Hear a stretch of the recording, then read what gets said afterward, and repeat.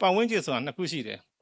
လက်ခုပ်တီးနေတဲ့ပုံကိုလည်းရှိတယ်လို့လက်ညှိုးထိုးတဲ့ပုံကိုလည်းရှိတယ်အဲ့ဒီကြားထဲမှာကိုကတိခံနိုင်ရမယ်ရွှေမဝင်းကပြောသွားတော့ရွှေမဝင်းဆရာတော့ပြောသွားတော့ကိုကပြောစရာမကြံတော့ဒါပေမဲ့မိုက်ကင်ရရင်တော့ပြောမှဖြစ်မှာပေါ့နော်ခင်ဗျာဒါလည်းရှိကြပေါ့တပည့်တော့ဩဝါဒဆိုတဲ့စကားလုံးကလည်းနည်းနည်းကြီးကျယ်တော့ဩဝါဒလို့မဟုတ်ဘူးပေါ့အကြံပြုချက်လို့ပဲပြောရမှာပေါ့ဘာကြောင့်လဲဆိုတော့တပည့်တို့ကအခုပါမကရုပ်ဆရာတော်ပေါ့ဒေါက်တာအရှင်ပညာဆက်ကကိုဝိုင်းရံတဲ့အနေနဲ့တပည့်တို့ကဒီတက္ကသိုလ်မှာဝိုင်းတဲ့သဘောမျိုးပေါ့နော်ကျောင်းတွင်းမှာတော့တပည့်တော်ကဦးဇင်းတို့ကိုတော်တော်များများစာမသင်ဘူးပေါ့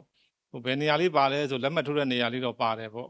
့နှမ်းဖြူတဲ့ကိုတော့ပေါ့အဲ့လိုတော့ရှိတာပေါ့နော်တကယ်ကဒီလိုကဝိုင်းရံတာဆရာတော်ဒေါက်တာပညာဆက်ကသူလုပ်နေတာလေးတွေကိုကိုကပံ့ပိုးပေးပြီးတော့ဝိုင်းရံတဲ့သဘောလေးနဲ့ပေါ့အခုလဲဩဝါဒဆိုတာဒီလိုတို့က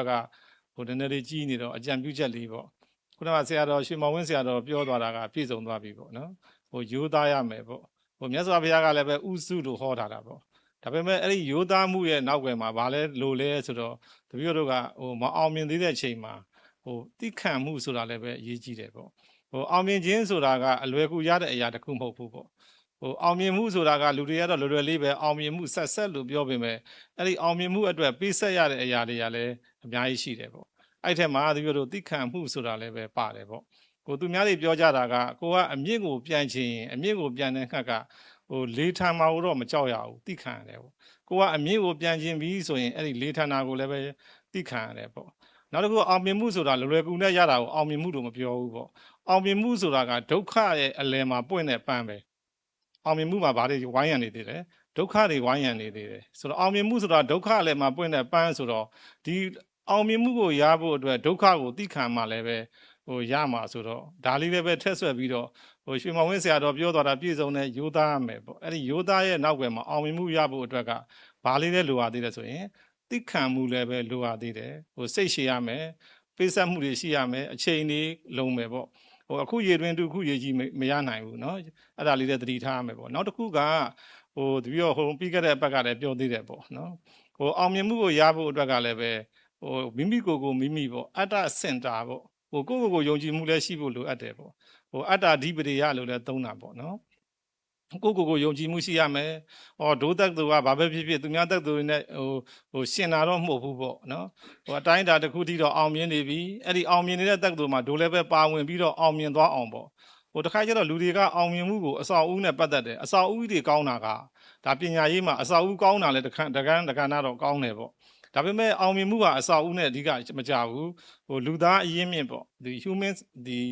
ဒီ resources ခေါ်တာပေါ့လူသားရင်းမြစ်ကသဘောကျတယ်ဒုတက္ကသိုလ်ကြီးကအစာအုပ်ပိုင်းမှာတော့အားနေကောင်းအားနေနိုင်မယ်ဒါပေမဲ့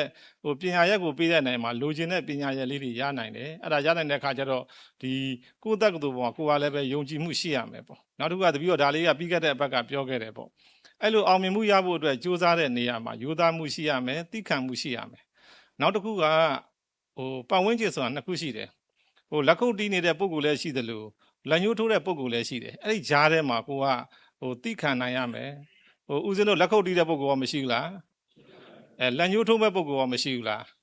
ရှိတဲ့ခါကျတော့လက်ညှိုးထိုးတဲ့ပုံကိုတွေအတွက်အဲ့ဒီစန့်ကျင်ဘက်ပုံကိုတွေကိုအကြောင်းပြုပြီးတော့ကိုကတန်မာရမယ်ဘာလို့ရမလဲကိုအားပေးတဲ့ပုံကိုတွေအတွက်ကိုကရှင်သန်နိုင်ရမယ်ဒီနှစ်ခုတည်းအရေးကြီးတယ်ပေါ့ပတ်ဝန်းကျင်ကနှစ်ခုရှိတယ်အခုကိစ္စပို့ဆိုတာပေါ့နော်ဝေဖန်တဲ့ပတ်ဝန်းကျင်တစ်ခုရှိမယ်စန့်ကျင်ဘက်ပတ်ဝန်းကျင်တစ်ခုအတွက်ကိုကဘာဖြစ်ရမှာလဲတန်မာမှာကိုလက်ခုပ်တီးပြီးပေးတဲ့ပုံကိုယ်တွေအတွက်ကိုကဘာလုပ်ရမှာလဲရှင်သန်ရမှာအဲ့ဒါလည်းအရေးကြီးအဲ့ဒါအရေးကြီးတဲ့အခါကျတော့မြတ်စွာဘုရားကလောကအဓိပတိယဆိုတဲ့စကားလုံးလေးကိုသုံးသွားတယ်ပေါ့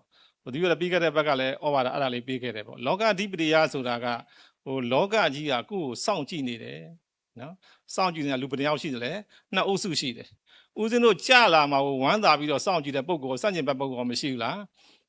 ဦးပြင်းတို့အောင်မြင်လာတဲ့အခါမှာလက်ခုပ်တီးပြီးတော့ပန်းကုန်းစွတ်မဲ့လူရောမရှိဘူးလားရှိတဲ့အခါကျတော့ဦးဇင်းတို့ကကိုစန့်ကျင်မဲ့ပြောတဲ့လက်ညှိုးတွေကိုကွေးသွားအောင်ပြန်လဲရုပ်သိမ်းသွားအောင်ဘာလုပ်ရမှာလဲတန်မာမှာကိုလက်ခုပ်တီးပြီးကြိုးစုံမဲ့ပုံကိုယ်တွေအတွက်ကိုကဘာလုပ်ရမှာလဲရှင်သန်ရမှာတခါကျတပည့်တို့လည်းခုချိန်မှာပေါ့ဦးဇင်းမိုက်ကင်ခဲ့တယ်ဆိုပေမဲ့တပည့်တို့ဖြတ်တန်းရတဲ့ဘဝမှာလည်းပဲအတက်အကျတွေကရှိတယ်လောကရန်ဆိုတာရှိတယ်ပေါ့ဒဏ်ရာတွေနဲ့အောင်မြင်မှုဆိုတာတိဆောက်ရတာအဲ့ဒီအချိန်မှာကိုကလောကကြီးကိုလည်းပဲပြန်ပြီးတော့ငဲ့ကြည့်ရမယ်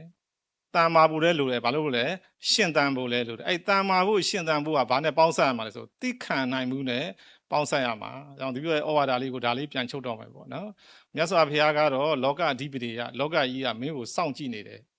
အောင်မြင်မှာကိုကြိုဆိုမဲ့ပုံကိုယ်တွေရှိတယ်လို့ကိုကြသွားတဲ့အချိန်မှာဘာဖြစ်မှာဆိုရင်ဝမ်းသာမဲ့ပုံကိုယ်တွေရှိတဲ့အခါအဲ့ဒီကိုအောင်မြင်တဲ့ပုံကိုကိုအောင်မြင်တဲ့အချိန်မှာကိုလက်ခုပ်တီးမဲ့ပုံကိုယ်တွေတို့ကိုကဘာဖြစ်ရမှာလဲရှင်တန်ပေးရမှာလဲရင်ဘာလို့ရမှာလဲပြန်ထရမှာဟိုကိုအပြစ်ပြောမဲ့လက်ညှိုးထိုးမဲ့ပုံကိုယ်တွေဘောကဘာလို့ရမှာလဲတန်မာရမှာကြောင့်မြတ်စွာဘုရားကဒါလေးသုံးထားတယ်လောကအဓိပတိယအင်္ဂလိပ်လိုကြတော့ the what is watching you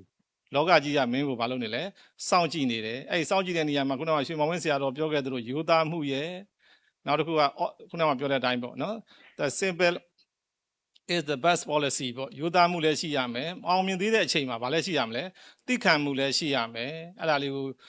ကိုချုပ်တော့မယ်ပေါ့နော်ဦးနဲ့ပြောချင်တာကတော့ the what is watching you လောကကြီးကမင်းကိုဘာလဲစောင့်ကြည့်နေတယ်မင်းအနေနဲ့ဘာလို့လိုအပ်တယ်ဆိုရင်တန်မာဖို့နဲ့ရှင်တန်ဖို့လိုအပ်တယ်ဆိုတာလေးကိုညီကုန်းချုပ်ရင်းနဲ့တပည့်တော်ရဲ့ဒီနေရာမှာအကြံပြုချက်လေးကိုဒီနေရာမှာညီကုန်းချုပ်ပါတယ်ဖေဟာနာဒုယခုက